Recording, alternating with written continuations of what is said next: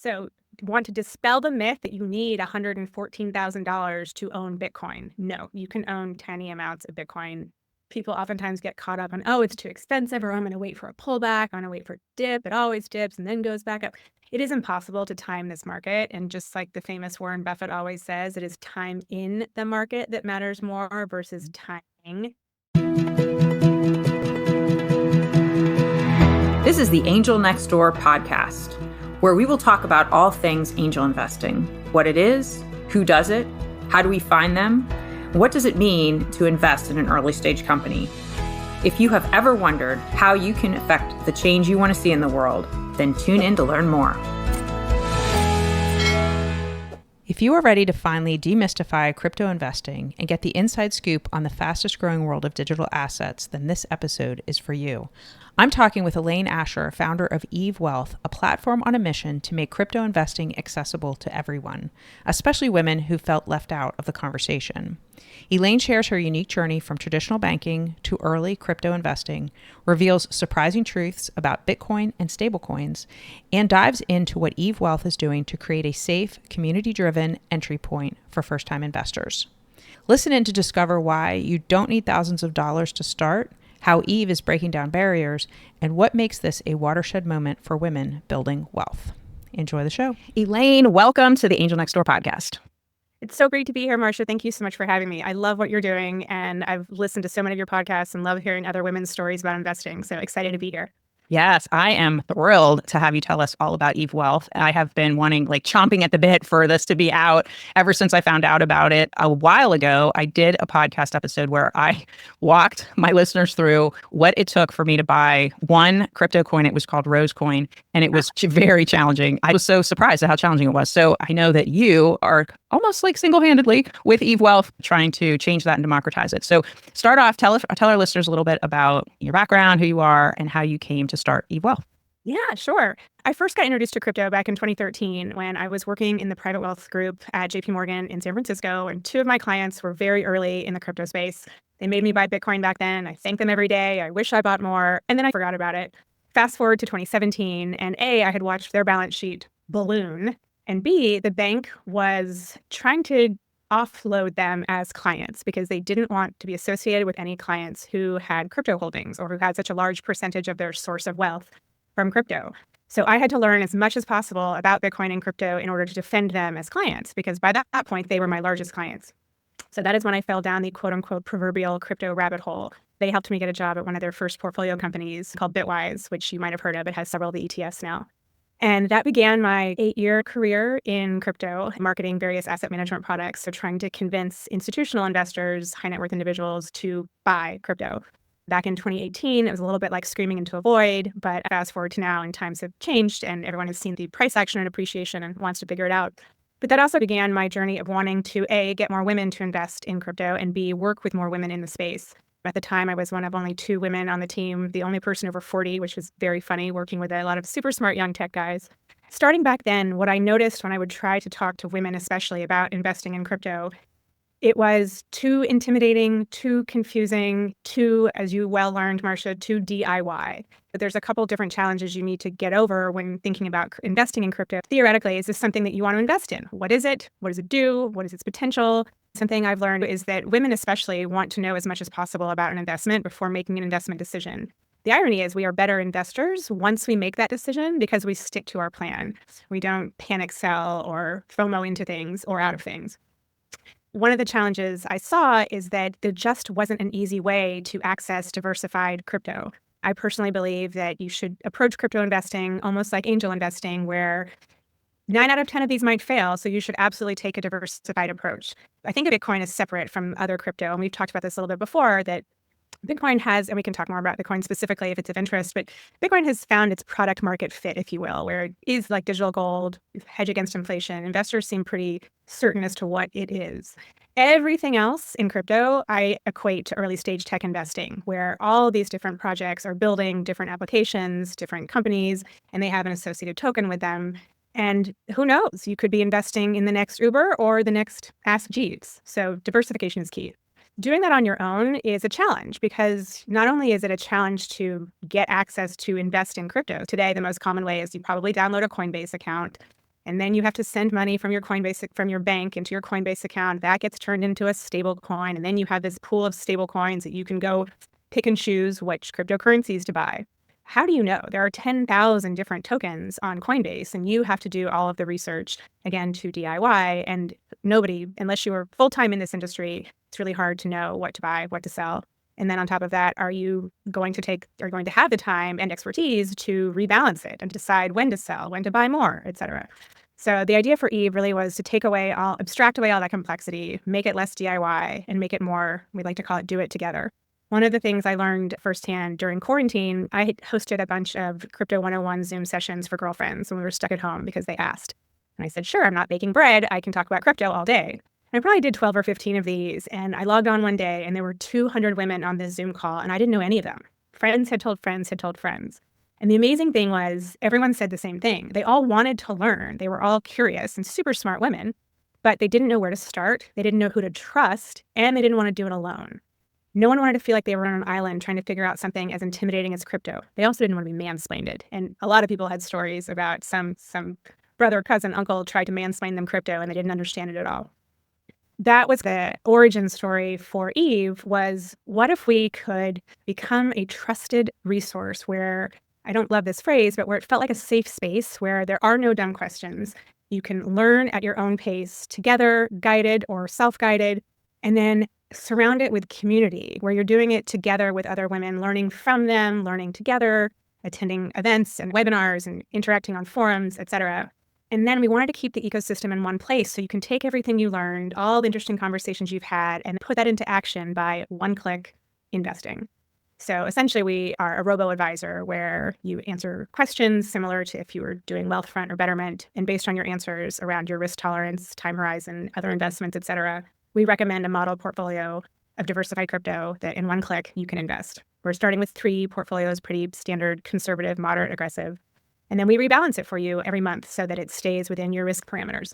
So that's a high-level overview of what Eve is. I am so passionate about getting more women to invest in this asset class because in my 8 years in this space, I have seen men make life-changing amounts of money, and yet still less than 10% of U.S. women have invested in this asset class. I am determined that women do not get left behind because I do think that this has the potential to be a massive wealth creation event. And one of the reasons that I got into it in the first place, aside from the clients, is I saw its potential as an asymmetric risk-return profile that very few asset classes have, especially asset classes that I, as an individual woman, had access to. Especially working at JPMorgan, I saw so many ultra-high net worth individuals investing in things that I just didn't have access to, whether it was because I couldn't write the $1 million check to get in the private equity deal, or I didn't have the deal flow of knowing Mark Zuckerberg's college roommate to get in the next hot new startup. But I could buy crypto if I could figure it out. So that's what we're trying to help other women do. Wow, this is all just so interesting. And now you're making it so accessible. So let's go back for a minute. Explain the difference between what exactly is a stable coin and then what is cryptocurrency? Because I've heard a lot of people say, well, it's not really a currency. So we think about the dollar's backed by the US government. Help us understand all that. Yeah, so taking it all the way back, cryptocurrencies are digital assets that power different blockchains. And we call them layer ones, are things like Bitcoin and Ethereum and Solana. They do different things, and you need the cryptocurrency to access the blockchain. Blockchains are essentially digital ledgers with public records. There's a lot of phrases you'll hear. It's immutable, it can't be changed, it's public, it's transparent. And the way I like to describe, I think Bitcoin is the easiest for people to understand, although slightly confusing because the blockchain is called the Bitcoin blockchain, and the cryptocurrency used to access it is also called Bitcoin. One is big B, one is little b. The basic technological breakthrough of the Bitcoin blockchain was it solved something called the double spend problem. And that just means, you know how you can send a photo or a Word doc in your email? Well, anybody can take that and send 1 million copies to anybody else. You can't do that with digital money. People have been trying to create digital money for years. You know, when you get that 404 error code on our website, there was actually I think it was 403 or 402. There was a code back then when the internet was first being created that was meant to transmit digital cash, but nobody could figure out this double spend problem that would prevent somebody from copying that digital money and sending it around.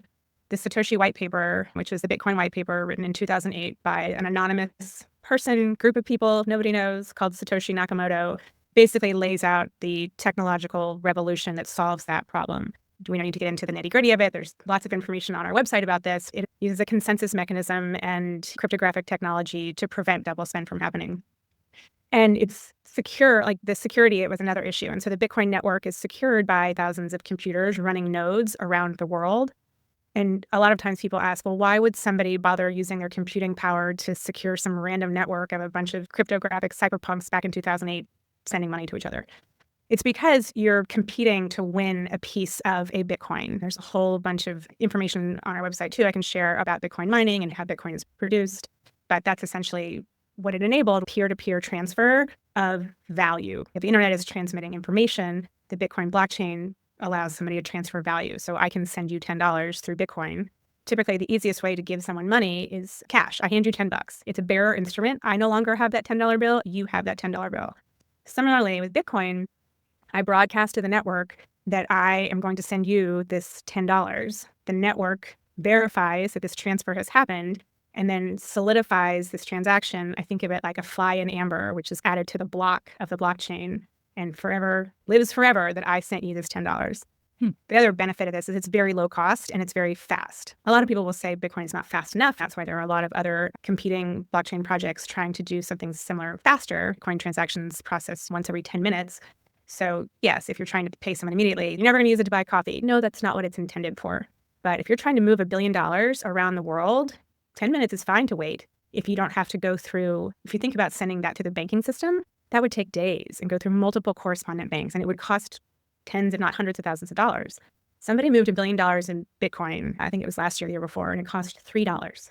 That's unheard of in the traditional banking system. Wow. Amazing. There's so much to unpack there. I forgot to answer your question about stablecoins. We've seen a lot about stablecoins in the news lately, and they have definitely risen in prominence. It is essentially a digital asset backed by a fiat currency or a basket of stable assets, like U.S. Treasuries, for example. And it's a way to transact digitally faster than having to go through a banking system. So it would be equivalent to one U.S. dollar would be equal to one stablecoin. In theory, yes. And there are different stablecoins out there. The largest is called Tether, USDT. There's another called Circle, USDC. Some of the bigger tech companies are now debating, well, why don't I just make my own stablecoin? Why can't there be an Amazon stablecoin and an Apple stablecoin? I don't need to use other companies and pay another company a fee to do that. So I think it'll be interesting to see if that trend continues. But as of now, Tether is the largest by far. And double check me on this, but the last I saw, Tether is one of the largest holders of U.S. Treasuries in the world, well beyond sovereign wealth funds. Wow. Yeah. But now these stablecoins aren't backed by the U.S. government. No, they're not backed by the U.S. government. They are backed by the reserves the stablecoin company holds that match 1-to-1 to the stablecoin. So for every stablecoin they issue, they should have, and most of them post proof of reserves that show this. It's backed by either a dollar or a U.S. Treasury or something similar in nature. So how would it work if, let's just say we use Apple, for example, were to have their own stablecoin? Would it just be almost like a gift card that you would then buy iPhones with, or how would that work? So interestingly, you can see how Apple would be well set up to do this already. You would need a digital wallet to hold digital, because they would still be digital tokens, digital assets that could be transmitted across a blockchain. So that's what it would look like. You would exchange your US dollars for these Apple dollars, Apple bucks, or Apple stablecoins. They would live in your Apple wallet. And then TBD on how you could use them. If you could use them beyond Apple or you could use them beyond Amazon. It goes back to, you hear a lot of discussion about public blockchains versus permissioned blockchains. Permissioned just means it's owned by somebody and owned by a company as opposed to a public decentralized version. Interesting. So since Bitcoin is the thing that we hear about the most, tell us a little bit more about how that works. And do we think that Bitcoin's going to keep going up? It seems like I remember when it was coming on the scene, it went from being like $1,000 a coin to maybe $10,000 a coin, and now it's up to 100. People were just like, oh my gosh, it's so overpriced. But then I've heard other people say, no, it could go to $1 million. Okay, so there's so many things I want to say here. First of all, you can buy a fraction of a penny of a Bitcoin. Whoa. Bitcoin is divisible to the 10th decimal place, and the tiniest amount is called a Satoshi or a sat. There's a lot of fun crypto slang, and one of my favorites is stacking sats, which is you're like dollar cost averaging small amounts in, you're stacking sats. So you want to dispel the myth that you need $114,000 to own Bitcoin. You can own tiny amounts of Bitcoin People oftentimes get caught up in, oh, it's too expensive, or I'm going to wait for a pullback. It always dips and then goes back up. It is impossible to time this market. And just like the famous Warren Buffett always says, it is time in the market that matters more versus timing. So if you are interested in investing, I encourage people to dip a toe in. It's important to see how you feel about the volatility because it is super volatile. Make no mistake about it. Many of us in the industry think that is a feature, not a bug, because with outsized volatility can come large gains. Interestingly, back to a conversation we were having earlier about sizing, one of the questions I always get is, how much should I invest? There's different schools of thought. A pretty well regarded now rule of thumb is anywhere from 1% to 5% in a diversified portfolio into crypto is a good place to start. There's a pretty famous wealth manager named Rick Edelman or Barry Ritholtz. You'll have to check me on that. One of them just came out and said up to 40% of your portfolio should be in crypto. Whoa. I know, that shocked us all. I think it was Rick Edelman. And even Ray Dalio has recently been on record as saying 15% of your portfolio in inflation hedge assets like gold and Bitcoin. He didn't come right out and say Bitcoin, but he said like gold or Bitcoin. So when you think about sizing, 1% to 5% is a good place to start. Once you're comfortable with the volatility, a great way to do it is just to continue dollar to dollar cost average in until you reach the target that you want. Other things about Bitcoin that I hear often is it's not too late. I definitely think we hear this analogy all the time. We're still in the early innings. We're in the AOL dial-up era. We really are, I think, maybe just past AOL dial-up era. It is still early. And especially when you think about what's going on, this is one of the reasons I love crypto and Bitcoin. It's so intertwined with what's going on with the global macroeconomy. When you think about the massive inflation happening around the world and the money printing, the thing that is so cool about Bitcoin is it is a fixed supply asset. It is hard-coded by technology to only ever have 21 million Bitcoin exist ever. Hard stop. And again, going back to the mining conversation where you can find more info online, but we've already mined, I think, over 18 million of the Bitcoin. The final one, there's a halving cycle where every couple of years, the amount that gets mined gets cut in half. And the final piece of Bitcoin is going to be mined in 2140. So we got a while to go. But there are estimates that a certain number of million or so more, 2 or 3 million, have been lost, gone forever. So all that is to say, it is a fixed supply, finite asset. And so the basic rules of supply and demand applies that as more people want this, the more valuable it's going to be. When you see massive corporations like Strategy, previously MicroStrategy, and some of these other companies putting Bitcoin on their balance sheet, you think about sovereign wealth funds who are actively buying Bitcoin with one of the recent Trump rule proposals to allow Bitcoin in retirement accounts and 401k plans. Like that unlocks massive amounts of capital that could flow into Bitcoin and additional cryptos. And I think with the ETFs getting approved is one of the biggest unlocks for the crypto industry. I think people don't fully appreciate the vast amounts of capital that had been kept on the sidelines that were not allowed to invest in liquid Bitcoin, not even a pension fund, but even an asset manager or a hedge fund who does sophisticated esoteric investing. Their investment policy statement is not going to allow them to open a Coinbase account. So now that they have access to publicly traded ETFs, huge amounts of capital are flowing in. You've seen it. I think it was BlackRock's single fastest, best performing ETF launch in history. And then you've seen too, it's taken a little bit longer, risk appetite and appetite for returns from especially large asset managers.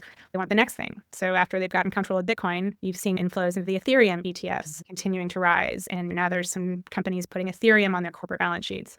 And you've seen additional ETFs. You've seen ETFs for additional cryptocurrencies starting to be filed. There's a bunch of Solana ETFs in progress. Someone's even talking about a Doge ETF. So do we need all these things? TBD. But Wall Street's going to Wall Street and find a way to wrap it and make some money off of it. So interesting. ETFs would be electronically traded funds if we didn't. Yeah. And that's something that you could buy on E-Trade or Fidelity or whatever, right? Yeah. So that has quite a bit of liquidity to it. If I bought an ETF in Bitcoin or whatever, and then 30 minutes later, I wanted to sell it, I could do that and I would get back whatever the value was at 30 minutes later. So how liquid, and talk about the liquidity around cryptocurrency or even Bitcoin. Crypto is the single most liquid asset class in the world. Trades 24/7, 365 with, depending on the blockchain you're trading and the exchange you're trading with, settlement in seconds at most. So it is highly liquid. And it's ironic to me that there's been a lot of investing in the venture space in crypto. And I think venture is a comfortable asset class for a lot of larger asset managers. And it always just made me laugh because you're locking up your capital in a venture investment for 7 to 10 years in something that is essentially super liquid. And there's no reason to lock your capital up that way. Wow, that's so interesting. Okay, so let's go back to Eve Wealth. Let's walk through, let's say that I want to go on the platform. I want to open my account. Walk me through what's going to happen. Yes. So the goal with Eve is to really build a community of like-minded women who want to learn together and invest together. to mention our friend Shama Bunton, get rich together. I firmly believe that crypto belongs in every woman's portfolio. I should also say that EVE is open to all. It is not just open to women. There are plenty of men who are intimidated by crypto and don't know where to start either. So we are welcoming to everybody. But essentially, you go to the website, you sign up. We are offering a 30-day free trial right now. We are a membership-based model because it is not just investing. You have access to the community, tons of events, tons of educational resources, articles, blogs, webinars, videos, AMAs, et cetera. We're continuously adding to that, especially as we start getting user feedback on what they want more of or less of. So yeah, you sign up. And we've seen this journey. I think this is how I would tell a friend who's brand new to crypto, but most of my friends have heard me talk about it for years. But if I met a stranger on the street and they're like, how do I invest in crypto? I would say, go to EVE. Spend half an hour reading some of the beginner course articles, see how you feel, pop into the community, see what some people are talking about, take the quiz that gives you the recommendation for the portfolio you should invest in, and put a little money in. Watch it for a little while, see how it makes you feel. And I guarantee you, the minute somebody has skin in the game, then they want to go learn more. So go back to the educational portion of the platform, read some more articles, ask some more questions in the forums, join one of the webinars. And then as you're more comfortable with the asset class and build up your confidence as an investor, then you go back and put more money in. Or maybe you decide you want to invest in a more aggressive portfolio than the one that you were first recommended. We make a recommendation just like a robo-advisor because that's how we're regulated by the SEC. But you don't have to take our recommendation. If you want to invest in something more risky than what's been recommended, you are more than welcome to. And it's been interesting to see our first few users, half of them have invested in all three portfolios, which has been surprising. But people want exposure. I think that speaks to there is nothing out there like this available to the everyday investor. This is open to anybody. You do not need to be an accredited investor, none of that. Oh. The portfolios themselves are actually very sophisticated and use AI backtesting and quantitative systematic methodology as to the way we created them. So they're almost like little mini hedge funds. I'm not a qualified purchaser and I don't have $500,000 to put into a crypto hedge fund, but I want it to be managed by somebody. I want it to be rebalanced by somebody.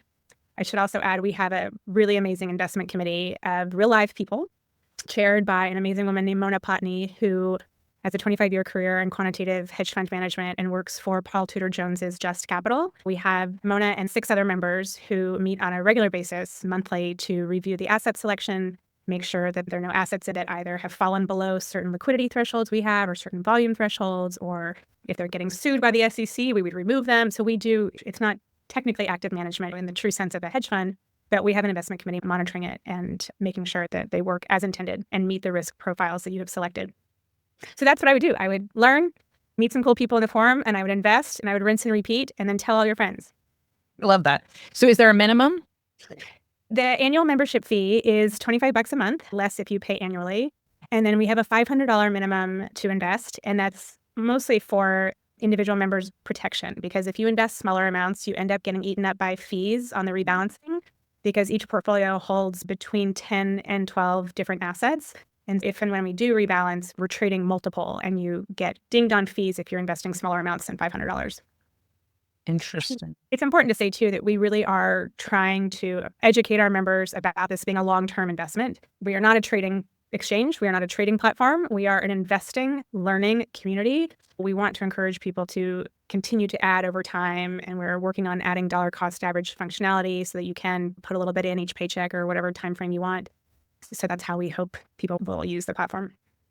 That is really neat. So what kind of KYC or know your customer do you have to go through? I know when I bought crypto, oh my goodness gracious, I had to show them every form of identification and like different bank accounts. It was like, I felt uncomfortable because I thought, I better hope these people are legit. I just gave them my entire life. Now, I remember having to hold your license next to you. Yes. Yeah. No, so it's important to note we work with qualified custodians to handle the trading and custody portion of the actual crypto. And our partner is Gemini, which you might have heard of, the well-known famous Winklevi twins. You do go through a KYC process through Gemini. It is very quick, very painless, and you are usually approved within 8 to 10 minutes. We get flagged if there are any issues and follow up with additional requested information. And it's sometimes something as silly as somebody has an accent over their name and the system didn't recognize the accent, or you've recently been married and your legal name has changed. But if you have a pretty straightforward and you've ever passed a KYC before, you should be fine. Yeah. We are only open to U.S. investors right now. We have plans to expand internationally, but right now starting in the U.S.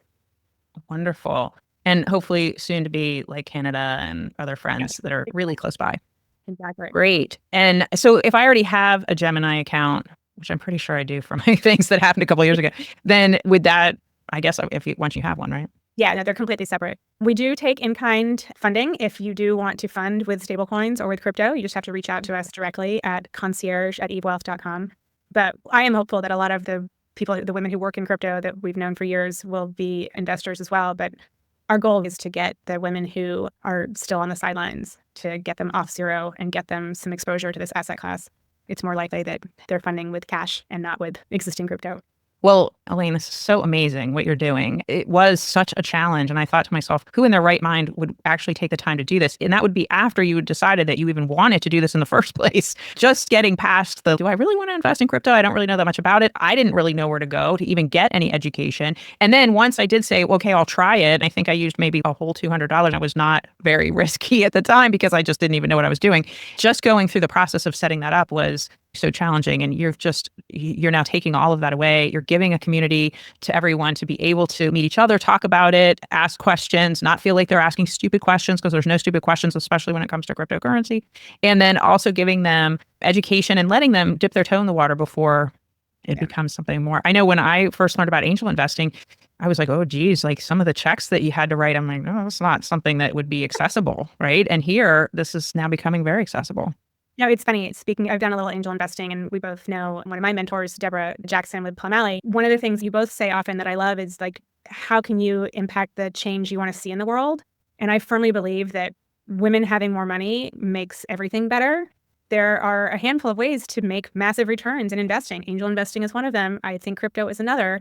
When you look at what gets funded in venture and what doesn't, and who is on the cap table and who is not, and who is having the exits and who is not, there's a kind of self-repeating cycle where men have exits, reinvest in other men. And I feel like crypto is an opportunity to break that, because you don't need insider deal flow. You don't need to have the right network. You don't need to write a 7-figure check to invest in something that has upside potential like this. That is so amazing. So, Elaine, where can people find Eve Wealth, and how can we make sure to get everybody there?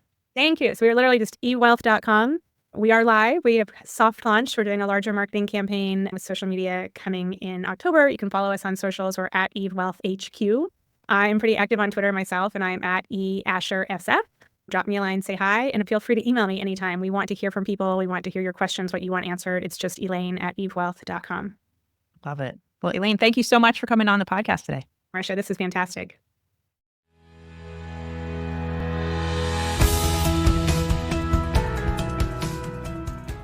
Thanks for listening. To connect with me, visit my website at marciadawood.com. And please subscribe, follow, and leave a review. It helps the podcast get seen by more people. And remember, you can also find the Angel Next Door podcast on YouTube too. And if you're looking to learn more about investing in the changes you want to see in the world, sign up for Ann and Bill Payne's ACA Angel University classes. Go to theangelcapitalassociation.org, all one word, to find out the schedule. And classes are now available on demand. Many classes are offered, everything from angel investing basics, which include fundamentals, risk, due diligence, term sheets, valuations, returns and portfolio strategy, and even a class on group formation. There's even a deeper dive where you can get advanced classes, including capitalization tables, startup boards, and exit strategies. If you're not already a member of the Angel Capital Association, you can become one for a low price that will give you unparalleled access to discounts, free webinars with a huge archive of content, networking opportunities, and much more. We'd love to have you join us. All content for this website is informational and not intended to serve as legal, tax, accounting, or investing advice. While Marcia, that's me, does serve on the SEC Small Business Capital Formation Advisory Committee, my views are my own and not the views of the SEC or my fellow colleagues on the committee. Our speakers and hosts are thoughtfully selected for their educational value, but their opinions are their own and do not necessarily represent the views of the host, me, or the Angel Capital Association, and neither specifically endorse the use of presenters' products or services. Listeners of the podcast should consult their own tax, investing, legal, or accounting advisors before making important financial decisions. All warranties, including accuracy, completeness, and suitability for specific purpose, are disclaimed.